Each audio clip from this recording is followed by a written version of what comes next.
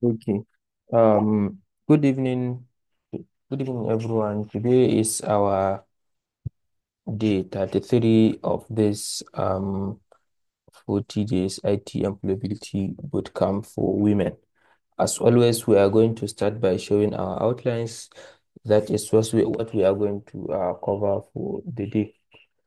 So, today's outlines goes like this. We are going to have a recap on day 32. That is what we have discussed yesterday. Then we are going to talk about learn function. Then we are going to talk about left function. Then we are going to talk about right function. Then we'll talk about mid function.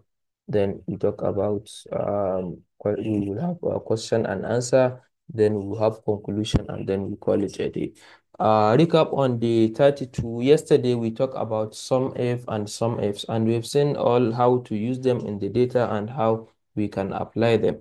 As we said, sum if is always counting the total number of what do you call it? So total amount of a given number uh, with a specific criteria. So basically, it has three parameters or three parameters. The first parameter is the range of criteria. Maybe if I'm summing a given state, so I will highlight the whole range of state column. Then I will mention the criteria of that particular what do you call it, of that particular state calculating. So I'm calculating. Then I will highlight my sum range, which are three criteria.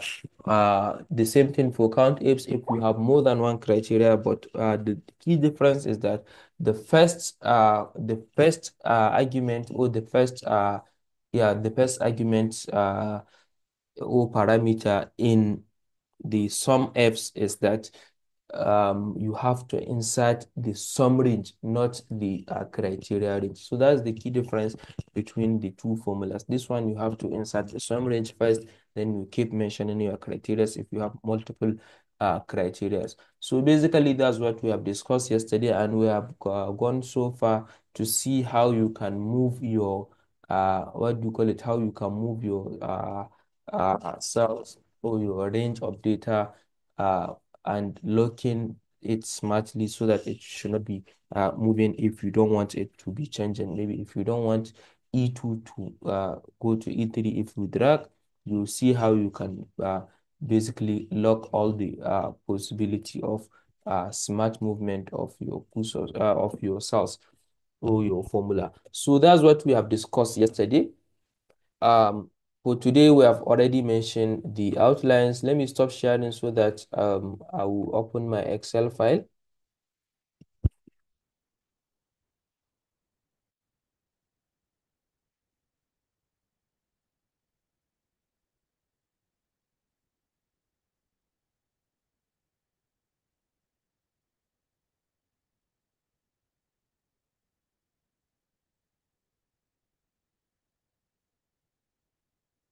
I'm with you guys. I'm with you.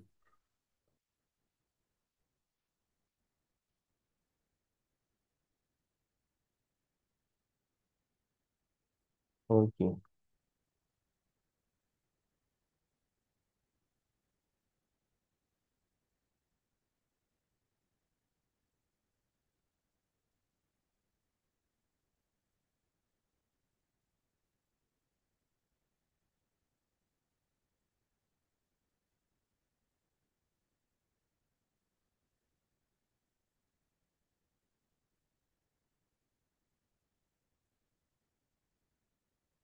Okay. So I believe you can now see my screen. Let me just give them what do you call it?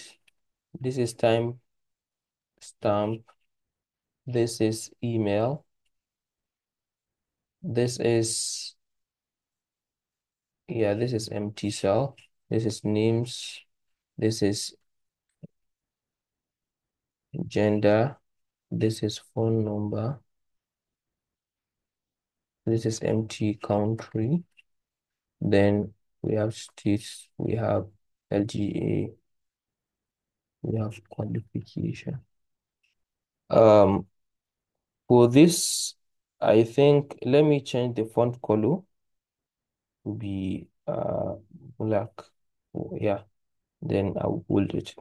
So this is what we have. Sorry, let me change. Yeah, this one is perfectly okay. So as you can see, I have list of emails here. There is a reason why I have just changed the background color of the emails. The email of respondents and the phone number of respondent is something confidential, so I don't have to share it. So that's why I have just locked it. Let me put borders so that it can be more easier for us locate. Let me just put borders, all borders like this. Good. So you see, this is my empty cell so that I can do all the calculations I want to do somewhere here. Um, so we said we are going to talk about learn. So here is where we are going to talk about the learn. As you can see, these are the list of phone numbers I'm having. I'm having random phone numbers. So the function of len is calculating the total number of characters in a given cell, in a specific cell. I want to know the total number of characters we have in a specific cell. So I'm going to use a len function to do that.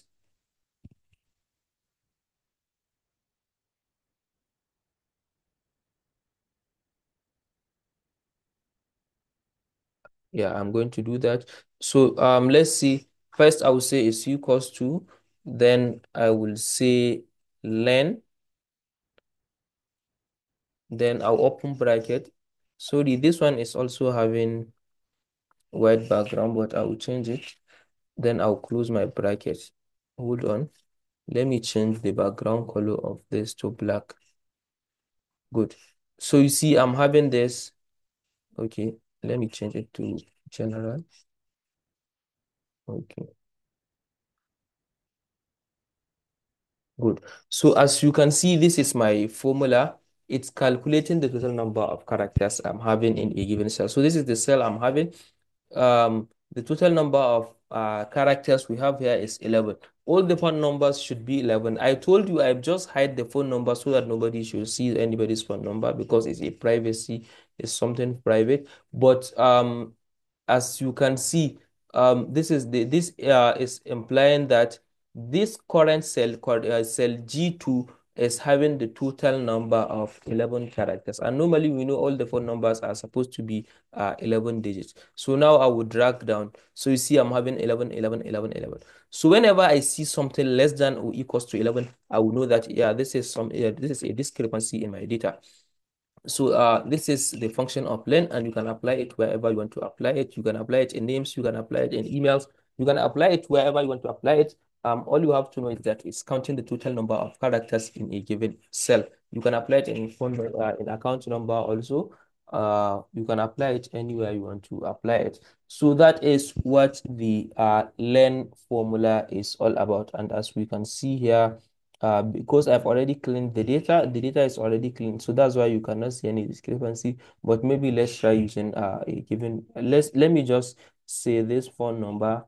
Let me just say I get rid of this ones. So you see, for now, I'm having 8 characters. As you can see now, this phone number is invalid phone number because it is 8 characters. So this is where how you can just start extracting some discrepancies in your data with the for the data that are having a expected specific length, such as BVN, NIN, and uh, other values or other variables. So that is how you use len function to calculate some things.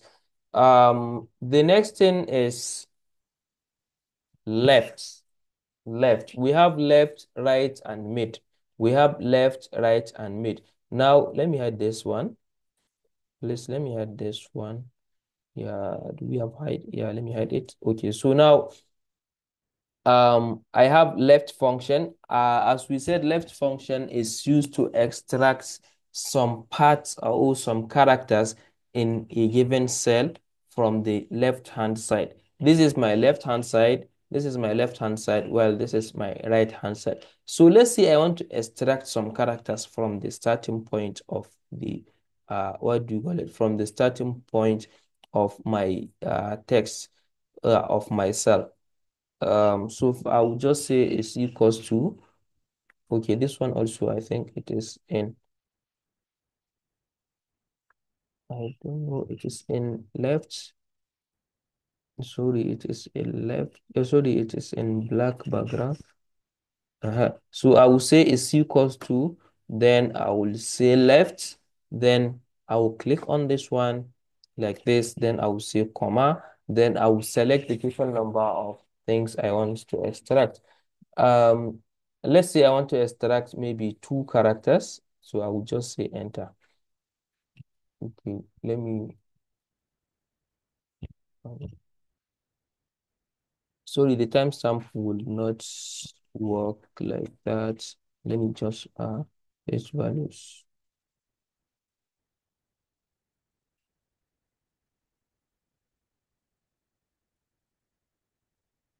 There is a reason why it gave us that 35.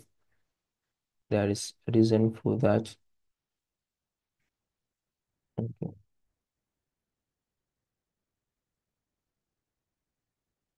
Let's use ID number. Let's say I'm using a registration number here. Let's say I'm using a registration number here. Let me change it to rec number.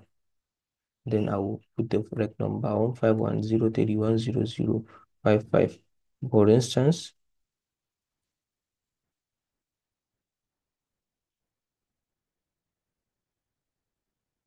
um, let me change this one to text.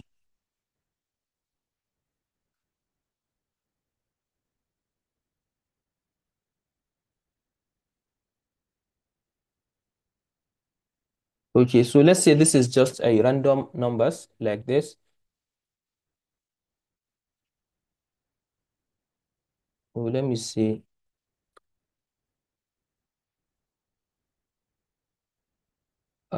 This is 001. So the remaining is 002 003 like this. Let's say this is just a common admission number. 001 002 003. So now, as you can see, as you know, this first 2 digits refers to the year you have entered university. They mean the year you have entered university. Maybe if you entered 2015 or you entered 2016 or something like that. So now let's say I want to extract I want to extract the year everyone enters university from from this data. Let's change some ones to 2016. Let's say this one is 2016 like this. Yeah, this one, let me change it to 2017. Let me change this one to 2018 like this. So now, as you can see, let me drag down. So you see, it extracted the first 2 letters from the left-hand side. You see, it extracted the first 2 characters from the from the left-hand side. You see, they all started with 15, while this one started with 16, saying that this one started university in 2016. So this is how you can extract the first 2 letters. You can extract the first 3 letters. You can extract any number of letters you want, depending on what you have wrote in your second parameter in the function. So this is how you calculate the left function, how you extract the values from the left function. Now, let's go for the right function and see how it works. For the right function, if you want to extract some text from the right-hand side, you do for the right, you just say is equals to right, then you select your text. For this time, I'm selecting this, then I will say comma, then I will say 5, then I'll hit enter. So you see, it's giving me .com like this. So you see, it's giving me the same thing at gmail.com. Let me write, let's say I want to extract at gmail.com only. So let me add it to 10. Yeah, let me say 7. So it's 9. Okay. So you see, I'm having at gmail.com. I will change it to 10. Good. So you see, I'm having at gmail.com, at gmail.com, at gmail.com, as you can see. Maybe if there is at yahoo.com, I can simply extract it using this. I can simply get, or maybe someone wrote something, emails are perfectly okay. Let me just see in my filter. Let me just quickly filter and see what we have. Good. So you see, I'm having only one different email, though the email is perfectly okay, you see, at something.com. So this is another email that looks different from our main email. So if there is any discrepancy or there is any something anything that is not wrong in your email, you can simply detect it. Or maybe you want to know how many people are using at yahoo.com, how many people are using at gmail.com, how many people are using maybe other emails rather than that, or someone maybe made mistake in writing at gmail.com, you can all extract that from this. So this is just a practical application on how you can use write function.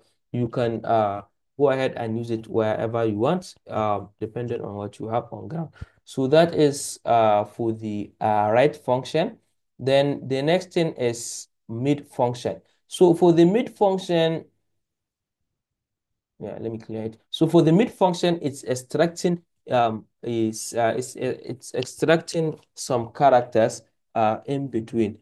Maybe if I said at the middle, in this context, if you want to extract anything starting from this second letter to the up to the second to the last letter or up to the last letter, you are to use this mid function. Let's see how it works. So it's for this one, you have to pass 30 characters.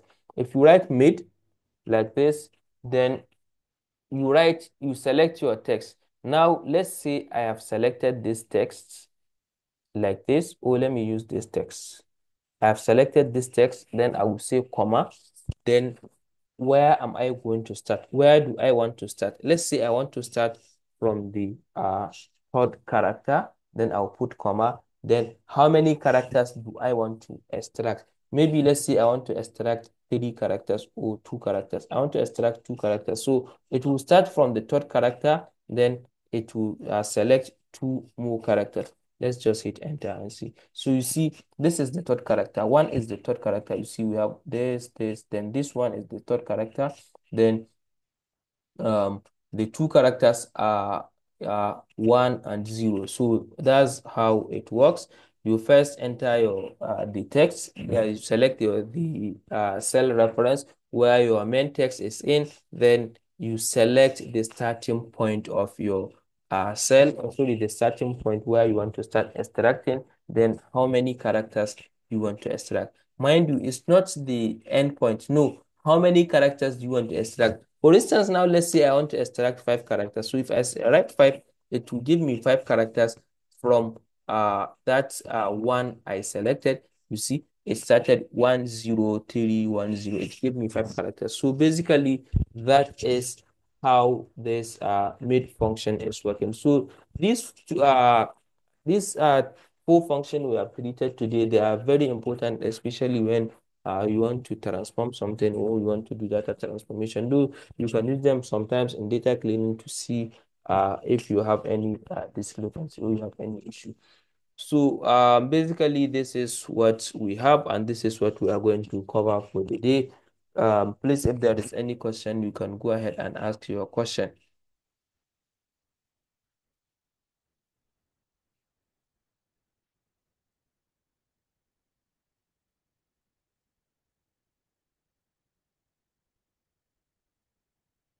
Let's see if we have any question. Please, if you have any question, you can ask.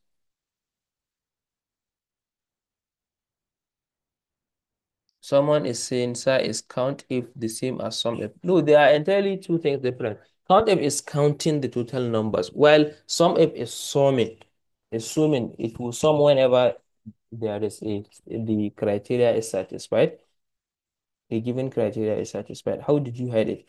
I just hide it. Normally, if you want to hide, what do you call it? If you want to hide a column, you right click, then you select hide like this, you hide it. But for this one that you can see it, but you cannot see the text unless if I selected it, I just highlighted it and used the white font style. Once I change it to black, you will all see it. So that's what I've just done. So please, how can I use numbers without changing the date? E.g.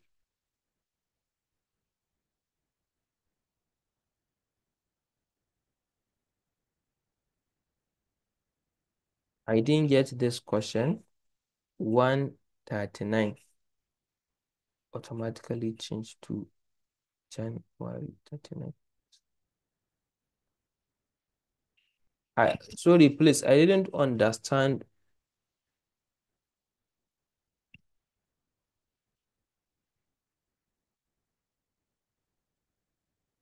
I didn't understand this question.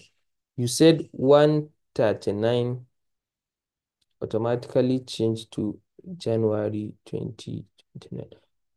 Okay, January 39. So I don't know. Please, can you rephrase the question? This Maimunat Ibrahim. Please rephrase the question. I didn't understand the question clearly. Sir, please, how can I use numbers without changing them to date? E.g., 139. I don't know. Maybe if I understand you clearly, you are saying maybe greater age if nested, I couldn't do it. When I wanted to create grade A to F in if nested, I couldn't do it. Why? What is the error message you encounter? What was the error message you received? For this question you asked, if I understand you clearly, maybe you are saying if you write 1, then you write 39 like this, it's giving you January 2019. I don't know if this is what you mean.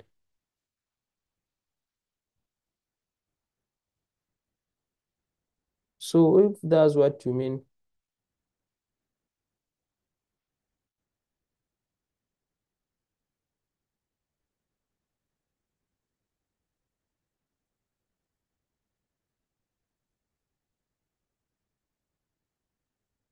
just change it to text, then you give some more spaces because whenever you write it like this and you set like this, maybe it will just be seeing it as date. So what I will advise you is just to change the whole thing to text before you start writing it. Change it to text and mark you whenever you change the whole column to text. Even if you write a formula, it will not respond to that particular thing you have. But you cannot write a formula in a text like this. It's not supporting formula. Text is not supporting formula. So please, if this is what you are saying,